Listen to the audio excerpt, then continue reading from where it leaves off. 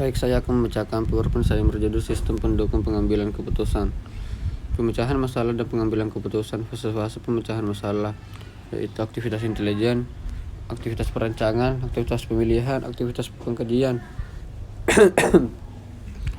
Kerangka kerja pemecahan masalah, model sistem umum, model 8 elemen lingkungan, sistem umum perusahaannya sebagai berikut.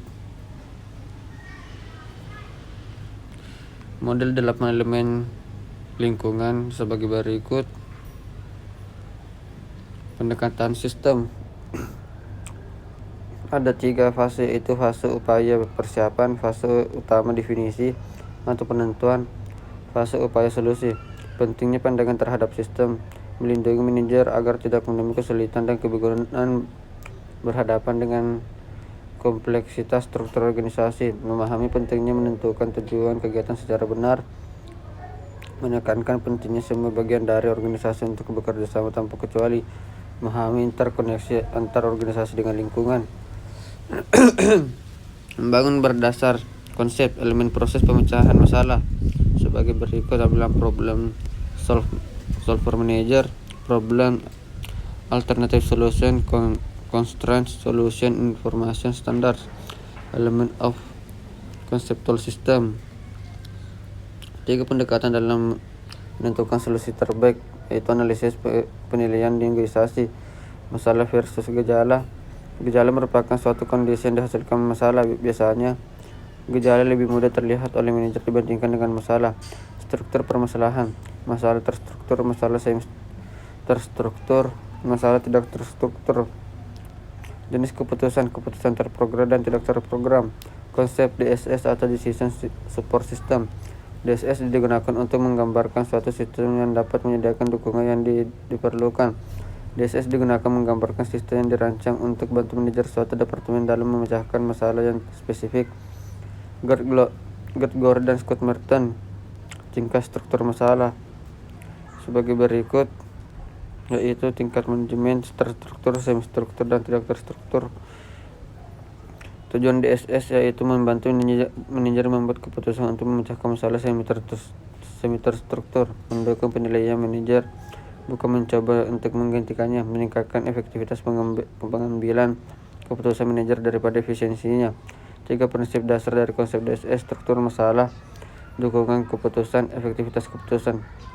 Model DSS yaitu model matematika. Model adalah penyederhanaan atas ringkasan dari sesuatu. Model mewakili objek atau aktivitas yang disebut entitas atau entity. Jenis-jenis model yaitu model fisik, naratif, grafik, dan matematika. Kegunaan model yaitu mempermudah pemahaman, mempermudah komunikasi, memperkirakan masa depan. Klarifikasi model matematika, model statistis atau dinamis, model probabilistik atau deterministik, model optimasi atau suboptimasi. Simulasi adalah aktivitas yang menggunakan model. Elemen-elemen yang data yang membangun suatu skenario disebut elemen skenario. Rencana data. Figur 11.6 A. Model input screen for entering scenario data for the prior quarter sebagai berikut. Model input screen for entering scenario data for the next quarter sebagai berikut. Figur 11.8 Summary output from the model sebagai berikut. Figur 11.9 The operation statement shows non-monetary result of the simulation sebagai berikut. The income statement shows monetary result of the simulation sebagai berikut. Pemodelan matematika menggunakan spreadsheet elektronik, yaitu kemampuan permodelan statis, kemampuan permodelan dinamis penggunaan spreadsheet untuk what if game, interface pada model spreadsheet. Kecerdasan buatan yaitu salah satu aplikasi komputer yang paling canggih, seolah-olah membuat duplikasi pola pikir tertentu dari manusia. Sejarah kecerdasan buatan yaitu General Problem Solver atau GPS digunakan untuk menyelesaikan berbagai macam masalah tapi masalah yang kompleks tidak mampu ditangani GPS sehingga para ahli teknologi informasi mengembangkan kecerdasan buatan lanjutan untuk aplikasi komputer seperti SIM dan DSS.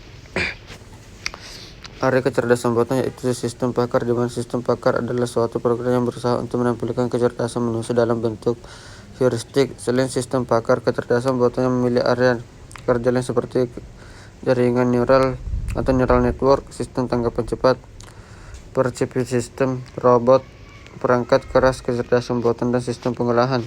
Keunggulan sistem pakar yaitu sistem pakar menawarkan kemampuan yang unik sebagai sistem pendukung pengambilan keputusan. Sistem pakar juga menawarkan berbagai pilihan untuk membuat keputusan di atas kemampuan para manajer. Konfigurasi sistem pakar. Sebuah sistem pakar terdiri dari 4 bagian, yaitu interface pengguna atau user interface, dasar-dasar pengetahuan, perangkat penarik kesimpulan, perangkat pengembang, sistem pendukung pengambilan keputusan berkelompok atau GDSS.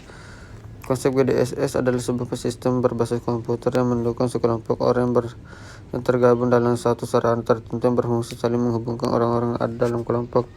Bagaimana GDSS berkontribusi dalam pemecahan masalah? Asumsi yang mendasar GDSS adalah komunikasi yang lebih baik akan menghasilkan yang lebih baik. Rancangan lingkungan GDSS, ruangan pengambilan keputusan, jaringan pengambilan keputusan, area lokal, adanya sesi legislatif, menempatkan DSS dalam perspektifnya. Konsep DSS telah bekerja dengan baik sehingga para pengembang sistem dapat secara berkesinambungan mengembangkan fitur baru untuk menyempurnakan sistem yang ada. Itulah tadi hasil pemaparan saya, mudah-mudahan bermanfaat. Wassalamualaikum warahmatullahi wabarakatuh.